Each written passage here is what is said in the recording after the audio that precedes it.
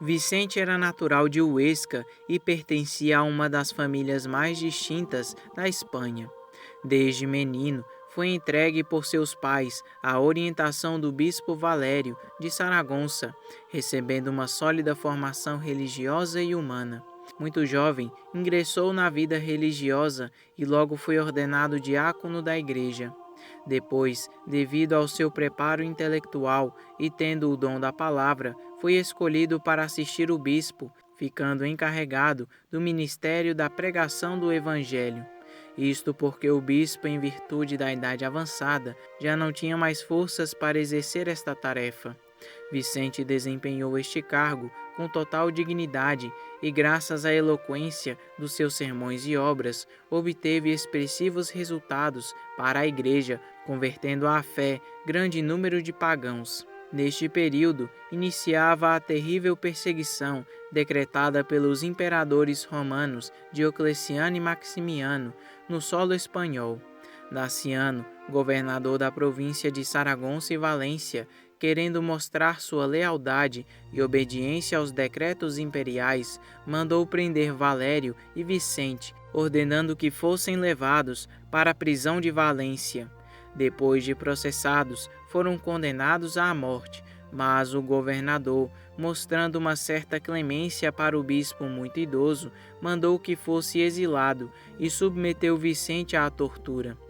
Em primeiro lugar, mandou que o pusessem no cavalete e ordenou aos verdugos lhe puxassem os pés e as mãos com cordas, o que eles fizeram com tal violência que lhe deslocaram os ossos. A tal tortura acrescentaram-lhe unhas de ferro. Entretanto, São Vicente ria-se dos verdugos e lhe censurava a falta de força e coragem. Contudo, teve o santo alguns momentos de descanso, enquanto os verdugos eram esbordoados por ordem de Daciano, que deles desconfiava. Não tardaram, porém, em voltar, resolvidos plenamente satisfazer a barbaridade do amo, que os instigava por todos os meios possíveis. Ademais, por 2 vezes interromperam as torturas, a fim de descansar e de tornarem mais vivas as dores do Marte, deixando que as chagas se esfriassem. Em seguida, animados de nova fúria, recomeçaram, rasgando-lhe todas as partes do corpo com tal desumanidade que em vários pontos se viam os ossos e as entranhas. Daciano manifestava a ira pelos violentos tremores do corpo, pelos olhos brilhantes, pela voz entrecortada. O Marte, sorrindo, disse-lhe: Eis aqui o que se lê alhures: os que veem não verão, os que ouvem não ouvirão, pois eu confesso a Cristo, Senhor, Filho do Altíssimo, do Pai, Filho único de um Pai único. E confesso que um só é o mesmo Deus com o Pai e o Espírito Santo. Confesso a verdade, e tu asseguras que a nego. Sem dúvida deverias atormentar-me se mentisse, se chamasse deuses os teus príncipes. Atormenta-me ainda mais, não cesses, para que possas ao menos, dessa maneira, com teu espírito, por mais sacrílego que seja, respirar a verdade assim experimentada e reconhecer em mim o seu invencível confessor. Quanto aos deuses que queres que eu reconheça, são ídolos de pedra e de madeira. Torna-te tu, se assim o desejas, Marte deles, torna-te o pontífice morte de mortas divindades. Quanto a mim, sacrifico ao único Deus vivo, abençoado em todos os séculos. Confessou-se Daciano vencido, e foi como se a raiva lhe desaparecesse um pouco. Mandou cessar a tortura, na esperança de que pelos caminhos da doçura obtivesse talvez o fim almejado. Apiada-te de ti próprio, disse a Vicente, sacrifica aos deuses, ou pelo menos dá-me as escrituras dos cristãos, segundo os últimos editos que ordenam sejam queimadas. A única resposta do Marte foi que temia muito menos a tortura que a falsa compaixão. Daciano, mais furioso do que nunca, condenou-o ao suplício do fogo, o mais cruel. Vicente, insaciável de sofrimento, montou sem hesitar no instrumento do suplício. Tratava-se de um leito de fogo, cujas brasas, feitas em forma de foice e guarnecidas de pontas agudíssimas, ficavam por cima de um braseiro ardente. Estenderam e amarraram o santo no leito.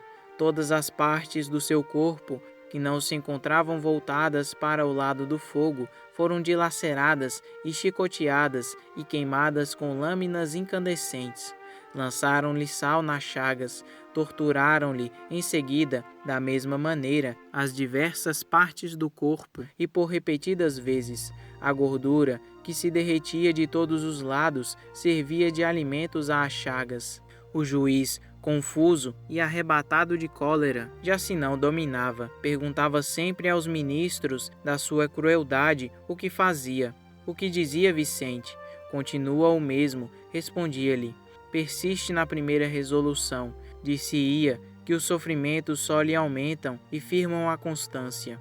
Com efeito, o invencível Marte nada perdia da soberana tranquilidade. Limitava-se a erguer os olhos para o céu e a conversar interiormente com Deus por meio da constante oração. Sabendo do que se havia passado, Daciano, querendo tirar-lhe a glória de morrer no tormento, mandou que o colocassem num fofo lento para deixá-lo repousar e depois atormentá-lo de novo.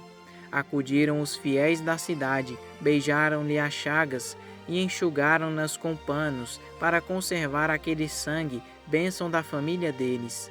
O Marte, mal se viu no leito, morreu.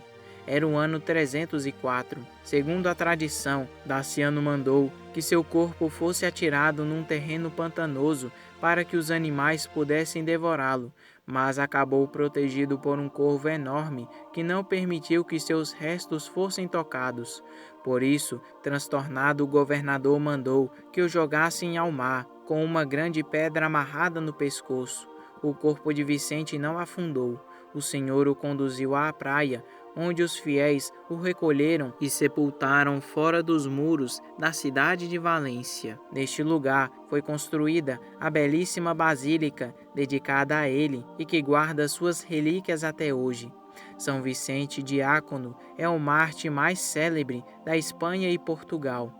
Um século após o seu testemunho de fé no Cristo, Santo Agostinho, doutor da Igreja, lhe dedicava todos os anos neste dia uma missa. Por este motivo, a Igreja manteve sua festa nesta data.